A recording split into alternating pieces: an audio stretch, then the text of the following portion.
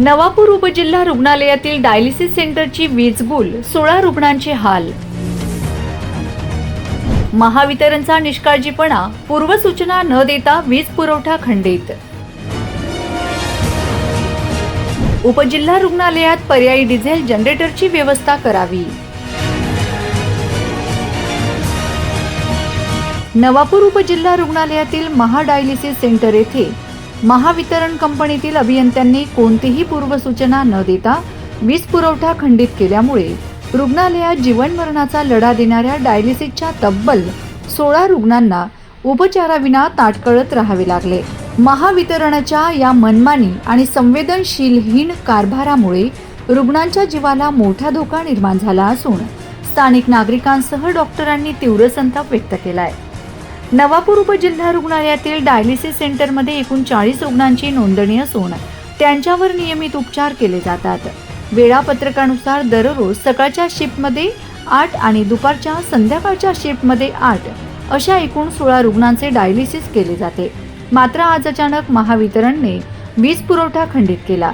या अचानक झालेल्या वीज खंडितामुळे सकाळच्या शिफ्टमधील 8 रुग्ण आणि दुपारच्या शिफ्टमधील 8 रुग्ण अशा एकूण 16 रुग्णांचे डायलिसिस होऊ शकले नाही. डायलिसिस ही अत्यंत संवेदनशील वैद्यकीय प्रक्रिया असून वेळेवर उपचार न मिळाल्यास रुग्णाच्या शरीरात विषारी घटक वाढून त्याचा थेट जीवावर बेतू शकते.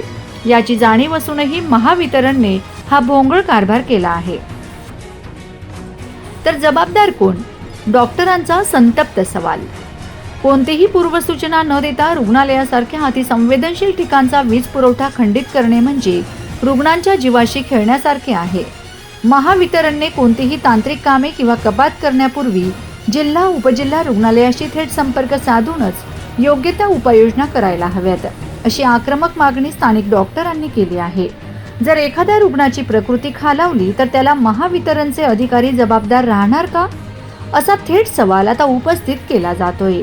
वडील डायलिसिस पेशंट आहे. आम्ही डायलिसिस करण्यासाठी नवापूर सिव्हिल हॉस्पिटलला येत असतो, पण 2-3 दिवसापासून लाईट ही लाईटीचे लपंडाव सुरू आहे. त्यामुळे माझ्या वडिलांचे डायलिसिस व्यवस्थित होत नाही आहे. डायलिसिस व्यवस्थित होत नसल्यामुळे दवाखान्यातील डिझेल जनरेटरही 1 महिन्यात झाले खराब आहे. डिझेल जनरेटर खराब असल्यामुळे आमचे डायलिसिस माझ्या वडिलांचे बंद. आम्ही सकाळपासून माझे वडीलही आणि आम्हीही इथं हैराण होत आहोत. तुम्ही कशासाठी आले इथं? डायलिस केला. मग काय झालं आहे? कशासाठी थांबला आहे? लाईटून राहते काय देतं. हा ते की बपरी आहो 11-12 बहोरी गेला. कवा ये नंबर आता तुम्हा? हम आम्ही थोडक टायमाकी सुट्टी भिवून जाते. लाईट नाही तर डायलिसिस रोग होय का? हां આવેલા કેટલા વાગ્યા જુઓ ને. हां. દવાખાને લાઇટની બંધ કરવી જોઈએ ને તમારે. અમે કેટલા પરેશાન થયા, ખાધા પીધા વગરના બેઠેલા. શું કરવા આવેલા છે તમે? ડાયાલિસિસ સારું ઓકે. એ જ ને. કેટલા વાગ્યા જુઓ. आम्हा डायलिसिस करायने है सकाळी 8 वाजता हिने म्हटले ते ते सकाळ हे लाईट येणी 8 ते 10 होतो येणी पासे कटापाई गोली ते लाईट वाला हा ई भूल है का तेला है कोई मैसेज नहीं खोलो है पासे हॉस्पिटल काही मालूम नाही कायला है लाईट कट कोई का नहीं कोई एला है अचानक लाईट कट कोई देनी आणि 2 वाजता ही आखला है. आम्ही पासी टाइम वादाडी देणं होता. आम्ही 5 वाजता ही आखला है. या बाधा पेशंट आम्ही वाट जोईन बोटला है था. तर खूप गंभीर परिस्थिती है आणि आगले दिहा बी काले बी लाईट नाही आती त्या बी पेशंट आज वेटिंग वे आई वर्षा वर्षा है तुदवेने है आणि आई डायलिसिस को होते हैं मिनिमम 3 महीना जो वे रहा हम पूरे दर अठवाडिये बेनवारे आते हैं आणि दरवारे है कि वे है कि हम पहले वारे भी आल तो हाँ है कि आके लाइट ना है कि जब जाने कि पेशेंट एमरजेंसी में कहीं वे तो इन्हें कई सुविधा ना मिलती ओडी हम एमरजेंसी में उछल जा पड़े उछलने फंसी बिहारे जाते हैं तो हाँ हमारे काही बी जे पेशंट आहे ती सारवार मिले है काय खाली सरकाराला म्हणजे महाराष्ट्र सरकार आहे तिला खाली होती अपील की ही का म्हणजे जे आप डायलिसिस के जे पेशंट है ती टाइम आप जाने के इलाज नहीं हुए एला अरे काही बी विषय के एलान भले नाही होता है कि मालूम वेरी पेन आपण आम्ही नातेवाईक आहे એટલે ત્યાં સમજાય है. आम्ही काय समस्या आहे? आम्ही मेन गोठ आहे का आम्ही गाव घेवर आम्ही गोठ आहे तर आम्ही लोग लाईट नाही 2 वाजता टाइम दे दिलो तर 2 वाजता टाइम आले आम्ही है 5 वाजता आखते हैं तर वही लाईट टाइम सिर आती है तर पेशंट काही नाही रिक्स रेनर वा दे की आम्हा खाली होता आपण आहे. मी डॉक्टर विशाल वसवे. सध्या इथे मी आपलं महाडायलिसिस सेंटर सब डिस्ट्रिक्ट हॉस्पिटल इथे कार्यरत आहे आणि 2 दिवसापासून रुग्णाला त्रास होते.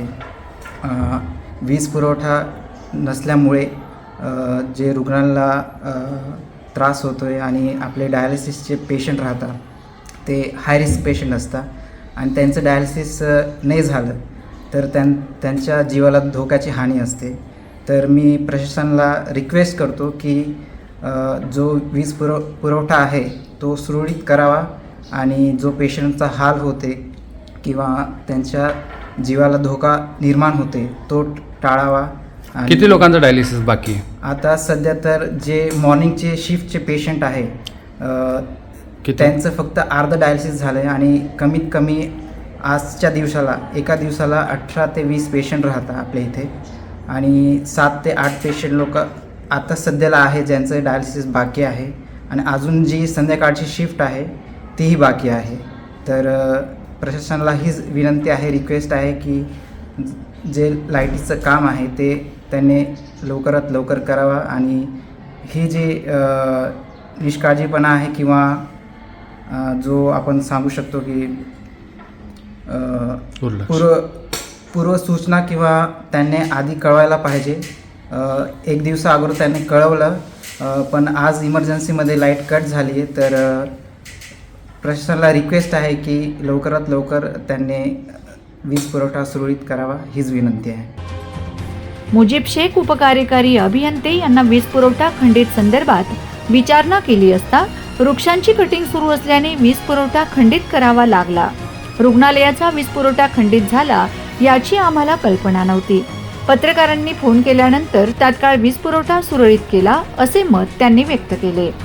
या संदर्भात वीज पुरवठा खंडित झाल्याने पर्यायी व्यवस्था करण्यासंदर्भात उपजिल्हा रुग्णालयातील डॉक्टरांनी डिझेल जनरेटरची व्यवस्था करावी.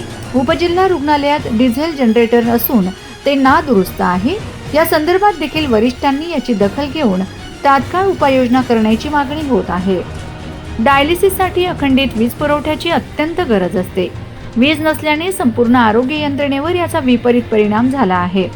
सरकारी रुग्णालयात गरीब आणि गरजू रुग्ण मोठ्या आशेने उपचारासाठी येतात. मात्र महावितरणच्या अशा निष्काळजीपणामुळे आणि उपजिल्हा रुग्णालयाने वीज पुरवठा खंडित झाल्याने पर्यायी व्यवस्थेची व्यवस्था न केल्याने मनस्ताप सहन करावा लागत आहे. आता या गंभीर प्रकरणी वरिष्ठ अधिकारी महावितरणच्या संबंधित कर्मचाऱ्यांवर काय कारवाई करतात आणि डायलिसिस सेंटरचा वीज पुरवठा पूर्ववत करून भविष्यात अशी पुनरावृत्ती टाळण्यासाठी काय पावले उचलतात याकडे संपूर्ण नवापूर तालुक्याचे लक्ष लागले आहे.